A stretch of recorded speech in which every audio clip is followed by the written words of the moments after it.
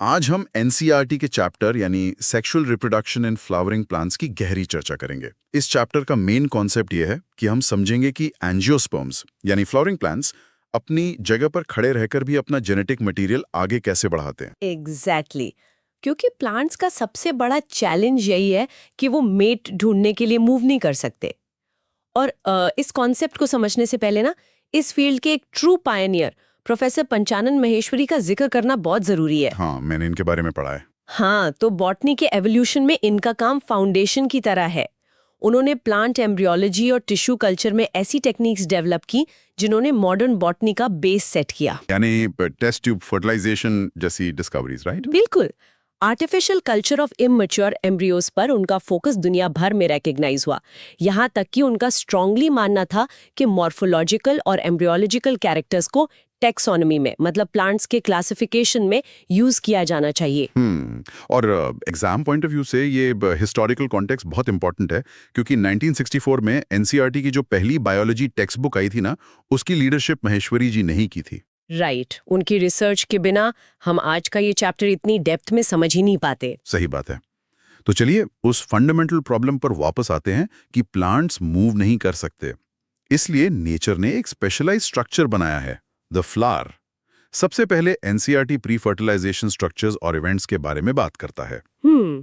अगर हम male reproductive organ यानी एंड्रोइशियम को देखें तो इसका कोर यूनिट स्टेमन होता है। स्टेमन के बेसिकली दो हिस्से हैं, एक लंबा स्टॉक जिसे फिलामेंट कहते हैं और ऊपर का टर्मिनल स्ट्रक्चर जिसे एंथर कहते हैं। और इस एंथर के इंटरनल आर्किटेक्चर को समझना नीट के पर्सपेक्टिव से एक बहुत ही हाई यील्ड टॉपिक है। हाँ, वहां से बहुत क्वेश्चंस आते हैं। एग्जैक्टली। एक टिपिकल एंजियोस्पर्म एंथर बायलोब्ड होता है, जिसका मतलब है कि इसमें दो डिस्टिंक्ट लोब्स हैं और हर लोब के अंदर दो थीका होते हैं, जिसे डाइथीकस कंडीशन कहते हैं। Dithecous, right. अगर हम एंथर का ट्रांसवर्स सेक्शन यानी क्रॉस सेक्शन देखें तो ये एक फोर साइडेड टेट्रागनल स्ट्रक्चर दिखता है और इसके चारों कोनों में 4 माइक्रोस्पोरेंजिया होते हैं। ओके, तो 4 माइक्रोस्पोरेंजिया। हाँ, और डेवलपमेंट के साथ यही माइक्रोस्पोरेंजिया आगे चलकर पोलन सैक्स बन जाते हैं और इनके अंदर पोलन ग्रेन्स पैक होते हैं। लेकिन इस प्रेशियस पोलन को प्रोटेक्ट करना भी तो जरूरी है ना, तो इन 4 माइक्रोस्पोरेंजिया के चारों तरफ वॉल लेयर्स का एक पूरा सिक्योरिटी सिस्टम होता है। बिल्कुल, 4 लेयर्स होती हैं। बाहर से अंदर की तरफ चलें तो एपिडर्मिस, एंडोथीशियम, मिडिल लेयर्स और सबसे अंदर टैपेटम। बाहर की 3 लेयर्स का प्राइमरी फंक्शन प्रोटेक्शन है और एंथर के मैच्योर होने पर उसके डेहिसेंस यानी फटने में मदद करना है ताकि पोलन रिलीज हो सके। लेकिन सबसे ज्यादा फैसिनेटिंग काम ना सबसे अंदर वाली लेयर करती है। हाँ, tapetum. As NCERT states, the innermost wall layer is the tapetum. It nourishes the developing pollen grains. और ये tapetum वाली लाइन नीट में डायरेक्ट क्वेश्चन बन सकती है। यहाँ स्टूडेंट्स यूजुअली कंफ्यूज हो जाते हैं tapetum के सेल्यूलर स्ट्रक्चर पर। वो बाइन्यूक्लिएट वाला पॉइंट। एग्जैक्टली। टैपेटम के सेल्स डेवलपिंग पोलन को खाना फीड करते हैं, इसलिए उनमें डेंस साइटोप्लाज्म होता है। साथ ही वो जनरली बाइन्यूक्लिएट होते हैं, यानी सेल डिवीजन के बिना न्यूक्लियस डिवाइड हो जाता है। ओह, आई सी। जब एंथर यंग स्टेज में होता है तो हर माइक्रोस्पोरेंजियम के ठीक सेंटर में कॉम्पैक्टली अरेंज्ड होमोजीनियस सेल्स होते हैं जिन्हें स्पोरोजीनस टिश्यू कहते हैं। राइट। जैसे जैसे एंथर डेवलप होता है, इस टिश्यू के सेल्स में मियोटिक डिविजन्स यानी मियोसिस के थ्रू माइक्रोस्पोर टेट्राड्स बनाते हैं। हर सेल एक पोटेंशियल पोलन मदर सेल की तरह एक्ट करता है और इस प्रोसेस को माइक्रोस्पोरोजेनेसिस कहते हैं। सो बेसिकली मेयोसिस की वजह से एक डिप्लॉइड मदर सेल से 4 हैप्लॉइड माइक्रोस्पोर्स बनते हैं जो क्लस्टर में रहते हैं। हाँ। और जैसे ही एंथर मैच्योर और डिहाइड्रेट होता है, ये माइक्रोस्पोर्स एक दूसरे से अलग हो जाते हैं और पोलन ग्रेन्स में डेवलप होते हैं। अब पोलन ग्रेन मेल गैमेटोफाइट को रिप्रेजेंट करता है जिसे एनवायरनमेंट में ट्रैवल करना है। इसलिए इसकी आउटर लेयर जिसे एक्साइन कहते हैं वो नेचर के सबसे मजबूत कवच से बनी होती है, स्पोरोपोलेनिन। Sporopollenin, right. ये प्रकृति का सबसे टफ मटेरियल माना जाता है। बिल्कुल, ये इतना टफ है कि हाई टेम्परेचर, स्ट्रॉन्ग एसिड्स और स्ट्रॉन्ग एल्कलीज इसका कुछ नहीं बिगाड़ सकते। आज तक कोई ऐसा एंजाइम डिस्कवर नहीं हुआ है जो स्पोरोपोलेनिन को डिग्रेड कर सके। वाओ! यही वजह है कि पोलन ग्रेन्स फॉसिल्स के रूप में परफेक्शन के साथ प्रिजर्व मिलते हैं। लेकिन अगर स्पोरोपोलिन सच में कंप्लीटली इम्पेनेट्रेबल है तो अंदर का मेल गैमीट बाहर कैसे आएगा फर्टिलाइजेशन के ये लिए? एक बहुत अच्छा क्वेश्चन है। यहीं पर नेचर की इंजीनियरिंग दिखती है। एग्जाइन कंप्लीटली कंटिन्यूअस नहीं होती।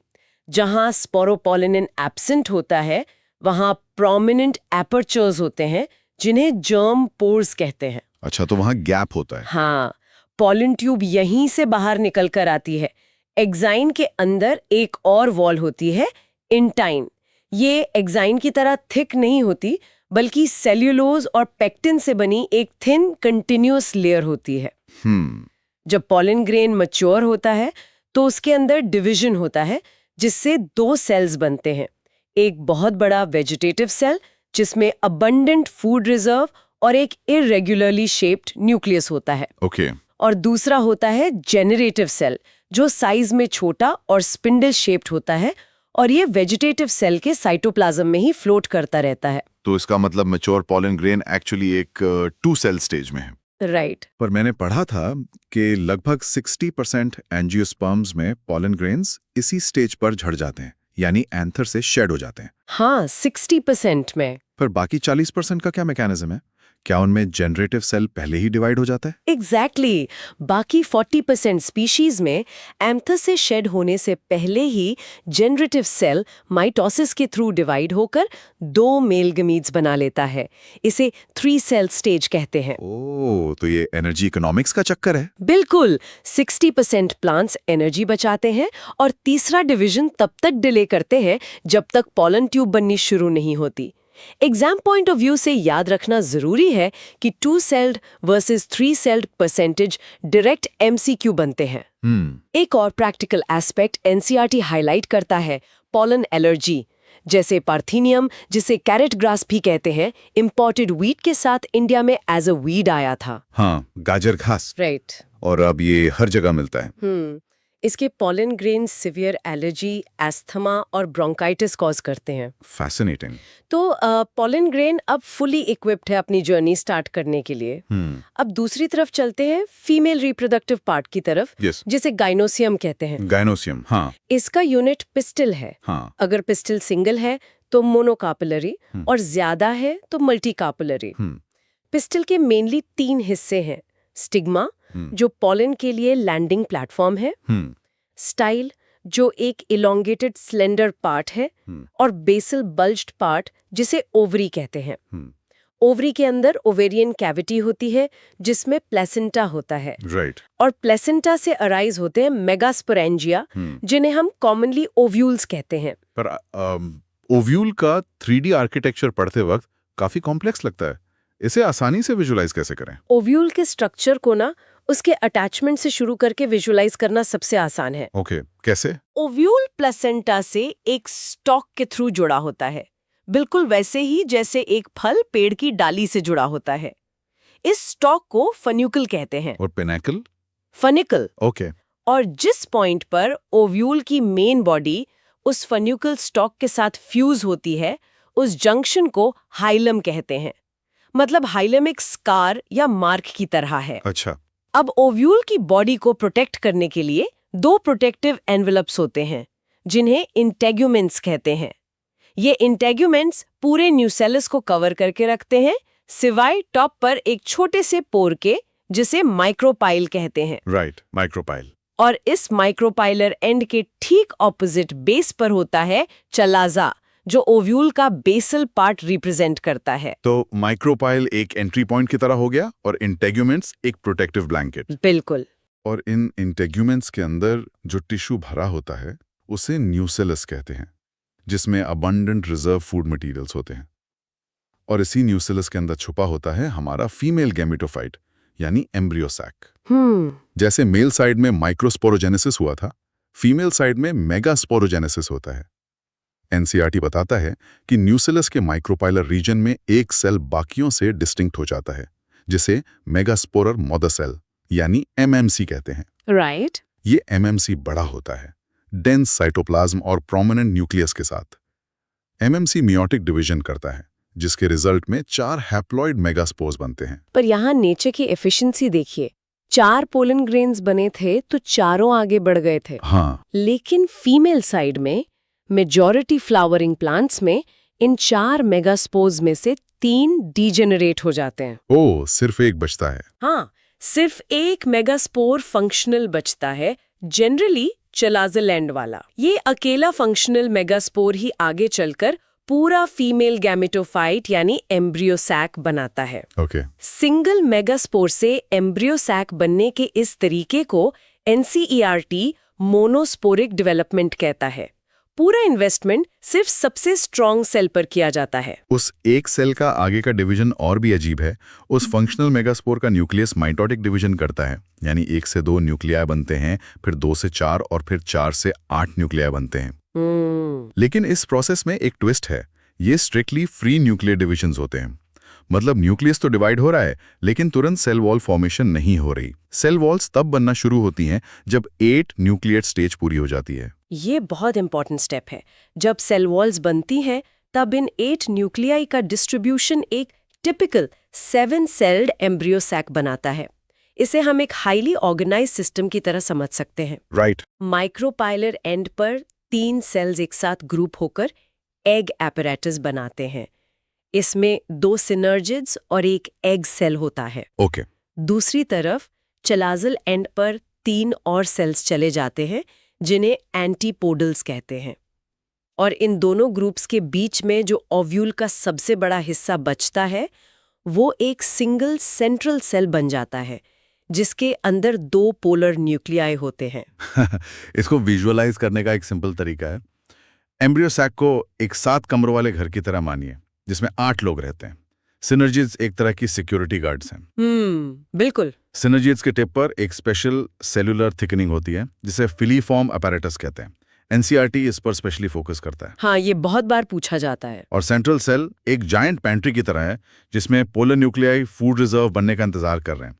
तो स्ट्रक्चर हुआ 7 सेल्ड 8 न्यूक्लिएट। एग्जैक्टली। अब फीमेल एग सेल और मेल गैमीट दोनों कंप्लीटली रेडी हैं, लेकिन प्रॉब्लम वही है, दोनों नॉन मोटाइल हैं। इन्हें पास लाने की स्ट्रैटेजी को पॉलिनेशन का कहते हैं। हाँ, और पॉलिनेशन के 3 लेवल्स होते हैं। पहला है ऑटोगैमी, जहां सेम फ्लावर के एंथर से पोलन उसी सेम फ्लावर के स्टिग्मा पर ट्रांसफर होता है। ओके। लेकिन कंप्लीटली ओपन फ्लावर्स में कंप्लीट ऑटोगैमी रेयर होती है, क्योंकि पोलन रिलीज और स्टिग्मा रिसेप्टिविटी परफेक्ट सिंक में होनी चाहिए। यहाँ नेचर का एक ब्रिलियंट एडेप्टेशन आता है, क्लाइस्टोगैमस फ्लावर्स। क्लाइस्टोगैमस। हाँ, वायोला, ऑक्जेलिस और कॉमेलिना ऐसे पौधे हैं जिनमें 2 तरह के फ्लावर्स होते हैं। चास्मोगैमस जो आम फूलों की तरह खिले होते हैं, और क्लाइस्टोगैमस जो कभी ओपन ही नहीं होते। अगर फ्लावर कभी ओपन ही नहीं होगा तो क्रॉस पॉलिनेशन का चांस तो बिल्कुल 0 हो गया। राइट। मतलब क्लिस्टोगैमस फ्लावर्स इनवेरिएबली ऑटोगैमस होते हैं। लेकिन इसका एवोल्यूशनरी एडवांटेज क्या है? एग्जाम में ये लॉजिक जरूर पूछा जाता है कि पौधा बंद फूल क्यों बनाएगा। इसका सिंपल आंसर है अश्योर्ड सीड सेट। पॉलिनेटर्स आए या ना आए, क्लिस्टोगैमस फ्लावर्स रिप्रोडक्शन की गारंटी देते हैं, क्योंकि एंथर और स्टिग्मा एक दूसरे के बिल्कुल करीब बंद होते हैं। फिर दूसरा लेवल आता है जीटोनोगमी। इसमें पॉलन एक फ्लावर से दूसरे फ्लावर तक जाता है, लेकिन दोनों फ्लावर सेम ही प्लांट पर होते हैं। अच्छा। फंक्शनली देखा जाए तो इसमें बीज या विंड जैसे पॉलिनेटिंग एजेंट्स की जरूरत पड़ती है, तो ये क्रॉस पॉलिनेशन लगता है। लेकिन जेनेटिकली ये ऑटोगैमी के ही बराबर है, क्योंकि पॉलन सेम जेनेटिक प्लांट से आ रहा है। ट्रू। तीसरा टाइप है जीनोगैमी, जहां पॉलन कंप्लीटली अलग जेनेटिक प्लांट के स्टिग्मा पर लैंड करता है। सिर्फ जीनोगैमी ही ऐसी प्रोसेस है जो जेनेटिक वेरिएशन यानी नए ट्रेट्स लाती है। अब पॉलन को मूव करने के लिए एजेंट्स चाहिए। एबायोटिक एजेंट्स में विंड और वाटर आते हैं, और बायोटेक में इंसेक्ट्स या बर्ड्स। राइट। NCERT मेंशन करता है कि विंड पॉलिनेशन यानी एनिमोफिली काफी कॉमन है एबायोटिक में, और इसके लिए एनर्जी इकोनॉमिक्स को समझना जरूरी है। विंड के पास ना आंखें हैं, ना उसे भूख लगती है, तो विंड पॉलिनेटेड फ्लावर्स को ब्राइट कलर्स या नेक्टर बनाने में अपनी एनर्जी वेस्ट करने की जरूरत नहीं है। उन्हें सिर्फ 2 चीजें चाहिए, हल्का नॉन स्टिकी पॉलन जिसे हवा आसानी से उड़ा ले जाए, और दूसरी तरफ एक लंबा फेदरी स्टिग्मा जो हवा से पॉलन को ट्रैप कर सके। बिल्कुल। जैसे कॉर्न कॉब यानी भुट्टे में जो टैसल्स दिखते हैं, वो एक्चुअली स्टिग्मा और स्टाइल होते हैं, और विंड पॉलिनेटेड प्लांट्स की ओवरी में नॉर्मली सिर्फ एक सिंगल ओव्यूल होता है। वाटर पॉलिनेशन यानी हाइड्रोफिली उतना ही रेयर है। एनसीईआरटी क्लियरली बताता है कि ये सिर्फ 30 जेनेरा तक लिमिटेड है, मोस्टली मोनोकोटिलिडन्स में। सिर्फ 30 जेनेरा? हाँ, लेकिन वाटर पॉलिनेशन के अंदर मैकेनिज्म्स में बहुत डाइवर्सिटी है। जैसे वेलिस्नेरिया में फीमेल फ्लावर एक लंबे स्टॉक के जरिए पानी की सरफेस पर आ जाता है। मेल फ्लावर्स सरफेस पर पॉलन रिलीज कर देते हैं और वाटर करंट्स उन्हें पैसिवली स्टिग्मा तक ले आते हैं। ओके, ये सरफेस वाला हो गया। दूसरी तरफ सी ग्रासेस जैसे जोस्टेरा में फीमेल फ्लावर्स वाटर के अंदर ही डूबे रहते हैं। उनके पॉलन ग्रेन्स लंबे रिबन लाइक होते हैं और पानी के अंदर ट्रैवल करते हैं। यहाँ स्टूडेंट्स को ध्यान रखना चाहिए कि पानी में पॉलन वेट होकर सड़ ना जाए, इसलिए उनके ऊपर एक म्यूसिलेजिनस कवरिंग होती है जो उन्हें प्रोटेक्ट करती है। वाटर पॉलिनेटेड फ्लावर्स में भी ना कोई कलर होता है ना नेक्टर। पर बायोटिक पॉलिनेटिंग एजेंट्स खासकर इंसेक्ट्स के साथ डील करते वक्त तो प्लांट्स को उन्हें ब्राइब करना पड़ता है। हाँ बिल्कुल। फ्लावर्स को लार्ज, कलरफुल, फ्रेग्रेंट और नेक्टर रिच होना पड़ता है ताकि इंसेक्ट्स उनकी तरफ अट्रैक्ट हों। पर एक रिवॉर्ड मैकेनिज्म मुझे पर्सनली बहुत माइंड ब्लोइंग लगता है।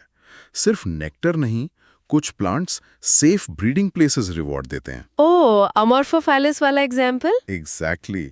अमोर्फोफाइलस का फ्लावर करीब 6 फीट लंबा होता है। वहां इंसेक्ट्स अपने अंडे सेफ रख सकते हैं। और युक्का प्लांट और स्पेसिफिक स्पीशीज ऑफ मॉथ का रिलेशन तो ऑब्लिगेट म्यूचुअलिज्म का सबसे परफेक्ट एग्जाम्पल है।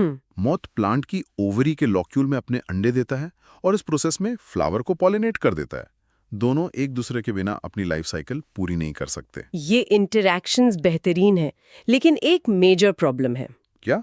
अगर पौधे लगातार सेल्फ पॉलिनेशन करते रहें तो इनब्रीडिंग डिप्रेशन हो जाता है। मतलब आगे की जनरेशन वीक और डिजीज प्रोन हो जाती है। राइट। इसे रोकने के लिए नेचर ने आउटब्रीडिंग डिवाइसेस बनाए हैं। पहला तरीका है पॉलन रिलीज और स्टिग्मा की रिसेप्टिविटी का टाइम अलग अलग कर देना, जिसे डाइजोगैमी कहते हैं। ओके। दूसरा तरीका है एंथर और स्टिग्मा को अलग अलग पोजीशंस पर रखना। तीसरा और सबसे स्ट्रॉन्ग मैकेनिज्म है सेल्फ इनकम्पैटिबिलिटी। ये एक जेनेटिक मैकेनिज्म है जो सेम प्लांट के पॉलन को ओवरी में जर्मिनेट होने या पॉलन ट्यूब ग्रो करने से रोकता है। और चौथा मैकेनिज्म है यूनिसेक्सुअल फ्लावर्स बनाना।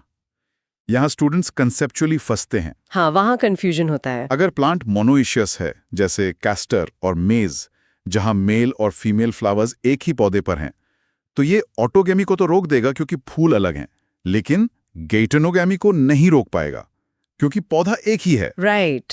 स्टेटमेंट बेस्ड क्वेश्चन के रूप में बार बार टेस्ट किया जाता है। तो चलिए अब मानते हैं कि सही पॉलन उड़कर सही स्टिग्मा पर आके लैंड कर गया। आगे क्या? यहाँ से शुरू होता है पोलन पिस्टल इंटरैक्शन। स्टिग्मा कोई पैसिव लैंडिंग पैड नहीं है। उसके पास केमिकल कंपोनेंट्स के जरिए पोलन को रिकॉग्नाइज करने की एबिलिटी होती है। अच्छा। ये डिसाइड करता है कि पोलन कंपैटिबल है या इनकम्पैटिबल। अगर कंपैटिबल है तो पोलन ग्रेन जर्मिनेट होता है और जर्म पोर से पोलन ट्यूब निकलकर आती है। ये ट्यूब स्टिग्मा और स्टाइल के टिश्यूज के अंदर ग्रो करती हुई ओवरी तक पहुंचती है। पूरा प्रोसेस केमिकल डायलॉग से चलता है। ओवरी के अंदर पोलन ट्यूब माइक्रोपाइल के थ्रू ओव्यूल में एंटर करती है और सीधे उन सिनर्जिड्स की तरफ जाती है जिन्हें हमने पहले सिक्योरिटी गाइड्स कहा था। सिनर्जिड्स का फिलीफॉर्म एपरेटस इस ट्यूब को अपने अंदर केमिकली गाइड करता है। और जैसे ही पोलन ट्यूब सिनर्जिड में घुसती है, वहां वो 2 मेल गैमेट्स रिलीज कर देती है। और यही एंजियोस्पर्म्स का मास्टर स्ट्रोक, उनका सिग्नेचर मूव शुरू होता है, डबल फर्टिलाइजेशन। एग्जैक्टली। ये कॉन्सेप्ट इतना इंपॉर्टेंट क्यों है? क्योंकि इसमें स्ट्रिक्टली 2 फ्यूजन इवेंट्स एक साथ हो रहे हैं। पहला मेल गैमेट एग सेल के न्यूक्लियस के साथ जाकर मिल जाता है। इस हैप्लॉइड मेल और हैप्लॉइड फीमेल गैमेट के फ्यूजन को सिंगैमी कहते हैं, जिसके रिजल्ट में एक डिप्लॉइड सेल बनता है जिसे जाइगोट कहते हैं। और जो दूसरा मेल गैमेट पोलन ट्यूब ने रिलीज किया था, उसका क्या होता है? हाँ, वो कहा जाता है। वो वेस्ट नहीं होता, वो सेंट्रल सेल की तरफ मूव करता है। वही जाइंट पैंट्री जिसके अंदर 2 पोलर न्यूक्लियाई मौजूद थे। ये हैप्लॉइड मेल गैमेट उन दोनों पोलर न्यूक्लियाई के साथ फ्यूज हो जाता है। ओके। क्योंकि इसमें टोटल 3 हैप्लॉइड न्यूक्लियाई आपस में मिल रहे हैं, इस मैकेनिज्म को ट्रिपल फ्यूजन कहते हैं। इस फ्यूजन से एक ट्राइप्लॉइड प्राइमरी एंडोस्पर्म न्यूक्लियस बनता है जिसे पेन कहते हैं। एक ही एम्ब्रियो सैक में सिनगेमी और ट्रिपल फ्यूजन, ये दोनों इवेंट्स एक साथ हो रहे हैं, इसलिए एज एनसीईआरटी स्टेट्स इस यूनिक फेनोमेनन को डबल फर्टिलाइजेशन कहा जाता है। So the zygote is 2n and the pen is 3n. अब जब फर्टिलाइजेशन कंप्लीट हो गया तो प्लांट नेक्स्ट फेज में शिफ्ट होता है, जिसे पोस्ट फर्टिलाइजेशन इवेंट्स कहते हैं। राइट। जाइगोट आगे चलकर एम्ब्रियो बनेगा और पेन आगे चलकर एंडोस्पर्म बनेगा। ओवरी फाइनली फ्रूट में डेवलप होगी और ओव्यूल्स सीड्स में कन्वर्ट होंगे। लेकिन यहाँ एक कॉन्सेप्चुअल ऑर्डर है जो हमेशा फॉलो होता है। एंडोस्पर्म हमेशा एम्ब्रियो से पहले डेवलप क्यों होता है? जाइगोट तुरंत डिवाइड क्यों नहीं करता? ये बायोलॉजिकल स्ट्रैटेजी का एक क्लासिक एग्जाम्पल है। जाइगोट तब तक वेट करता है जब तक थोड़ा एंडोस्पर्म फॉर्म ना हो जाए। एंडोस्पर्म एक्चुअली डेवलपिंग एम्ब्रियो के लिए खाना है। अच्छा, अश्योर्ड न्यूट्रिशन। एग्जैक्टली। उस डिवीजन को डीले करके नेचर एक अश्योर्ड न्यूट्रिशन की गारंटी देती है। अगर एम्ब्रियो पहले बन गया और एंडोस्पर्म बाद में, तो एम्ब्रियो भूख से मर सकता है। राइट। अब एंडोस्पर्म बनता कैसे है? सबसे कॉमन टाइप है फ्री न्यूक्लियर एंडोस्पर्म। इसमें पेन बिना सेल वॉल्स बनाए लगातार न्यूक्लियर डिविजन्स करता है, मतलब बस न्यूक्लियाई के नंबर बढ़ते हैं। ओके। एग्जाम के लिए इसका सबसे क्लासिक एग्जाम्पल है टेंडर कोकोनट वाटर। नारियल पानी basically thousands of free nuclei है, और जो व्हाइट कर्नल या सफेद गिरी उसके चारों तरफ बनती है वो सेल्यूलर एंडोस्पर्म है, जहां न्यूक्लियाई के अराउंड वॉल्स बन चुकी हैं। That perfectly explains coconut structure. खाना बनने के बाद अब एम्ब्रियोलॉजी शुरू होती है। जाइगोट डिवाइड होकर प्रो एम्ब्रियो बनाता है, उसके बाद ग्लोबुलर स्टेज आती है, फिर हार्ट शेप्ड एम्ब्रियो और फाइनली मैच्योर एम्ब्रियो बनता है। डाइकॉट और मोनोकॉट एम्ब्रियो के स्ट्रक्चर्स में थोड़ा फर्क है। एक टिपिकल डाइकॉट एम्ब्रियो में एक एम्ब्रियोनल एक्सिस होता है और 2 कॉटिलेडन्स होते हैं। राइट। कॉटिलेडन्स के ठीक ऊपर वाले एम्ब्रियोनल एक्सिस के पोर्शन को एपिकॉटाइल कहते हैं, जो प्लूम्यूल यानी शूट टिप पर खत्म होता है, और कॉटिलेडन्स के ठीक नीचे वाले पोर्शन को हाइपोकॉटाइल कहते हैं, जो रेडिकल यानी रूट टिप पर खत्म होता है। इस रेडिकल को एक रूट कैप प्रोटेक्ट करती है। जब हम monocot embryos, specifically grass family की बात करते हैं, तो चीजें थोड़ी मॉडिफाई हो जाती हैं।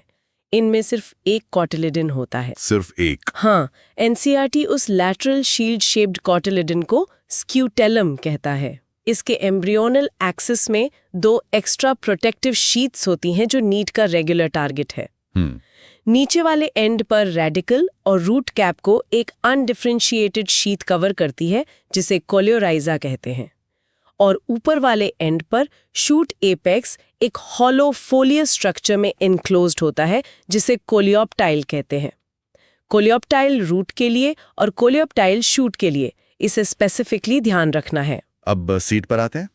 फर्टिलाइजेशन के बाद ओव्यूल सीड बन जाता है। सीड कोट, कॉटिलेडन और एम्ब्रियो एक्सिस इसके पार्ट्स हैं। राइट। एंडोस्पर्म की प्रेजेंस या एब्सेंस के बेस पर सीड्स 2 तरह के होते हैं। कुछ सीड्स डेवलपमेंट के दौरान अपना पूरा एंडोस्पर्म खा जाते हैं, यानी कंज्यूम कर लेते हैं। इन्हें नॉन एल्ब्यूमिनस या एक्स एल्ब्यूमिनस कहते हैं, जैसे पी और ग्राउंडनट। लेकिन कुछ सीड्स जैसे व्हीट, मेज, बार्ली और कैस्टर अपना कुछ एंडोस्पर्म बचा कर रखते हैं, जो जर्मिनेशन के टाइम यूज होता है। इन्हें एल्ब्यूमिनस सीड्स कहते हैं। और यहाँ एनसीईआरटी एक स्पेसिफिक एक्सेप्शन देता है, पेरिस्पर्म। ये क्या है? रिकॉल कीजिए कि ओव्यूल के अंदर मेन बल्क न्यूसेलस का था। हाँ। नॉर्मल सीड्स में न्यूसेलस पूरी तरह कंज्यूम हो जाता है, लेकिन कुछ सीड्स जैसे ब्लैक पेपर, काली मिर्च और बीट यानी चुकंदर में न्यूसेलस का थोड़ा सा हिस्सा बच जाता है।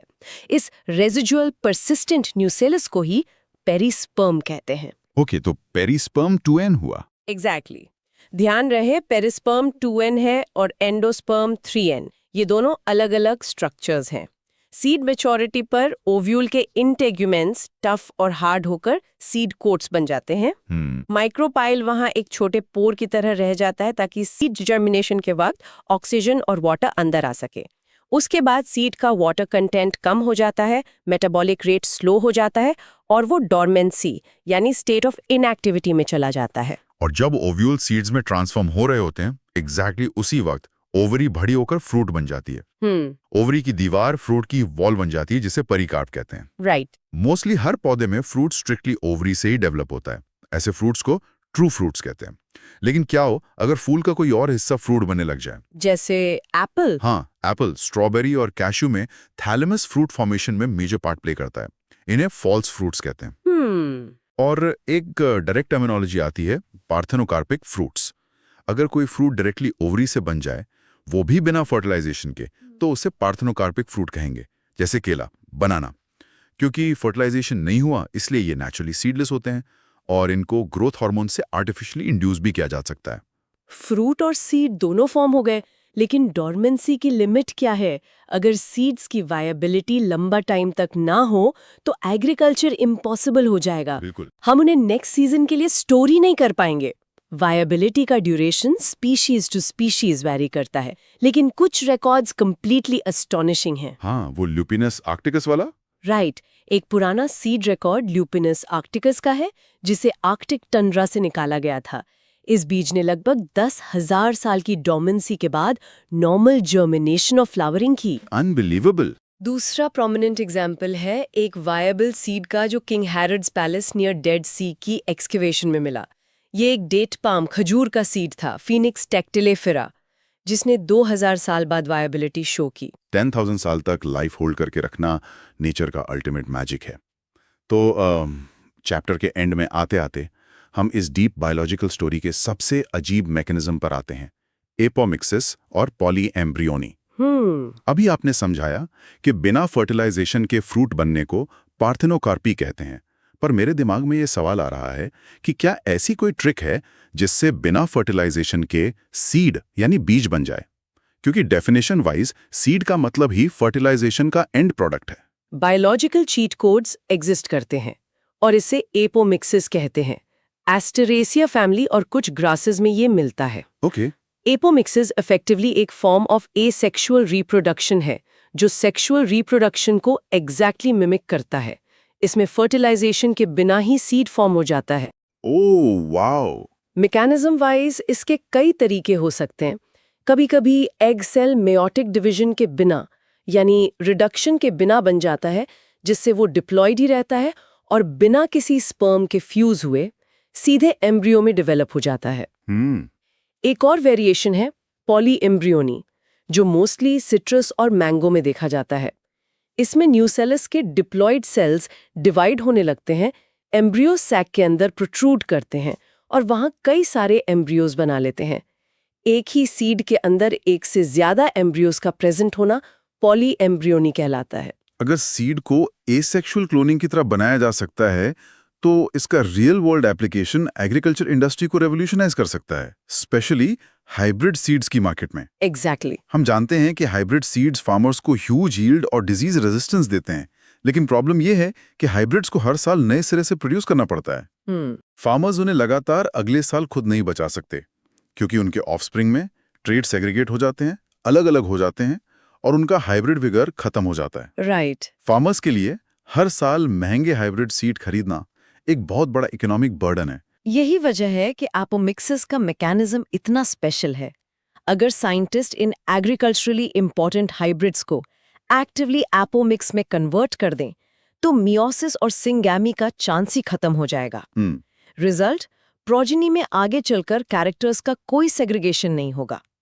एक बार जो बेस्ट हाइब्रिड डिजाइन हो गया, फार्मर उसी हाइब्रिड सीड को जेनेटिकली आइडेंटिकल क्लोन की तरह साल दर साल यूज कर सकता है, बिना न्यू सीड्स खरीदें। That's huge. पूरी दुनिया की सीड जेनेटिक्स रिसर्च का एक बड़ा हिस्सा आज इसी एपोमिक्सिस पाथवे को दूसरे क्रॉप्स में आइसोलेट और ट्रांसफर करने पर बेस्ड है। तो सिंपल टर्म्स में नीट के इस सफर में हमने देखा कि माइक्रोस्पोर के सिंगल प्रोटेक्टिव लेयर से लेकर पॉलन ट्यूब की एक्यूरेट गाइडेंस तक और सिंगैमी से डबल फर्टिलाइजेशन तक, प्लांट्स के पास ना मूव कर पाने के बावजूद रिप्रोडक्शन का सबसे सोफिस्टिकेटेड वेल टाइम्ड ब्लूप्रिंट है। बिल्कुल।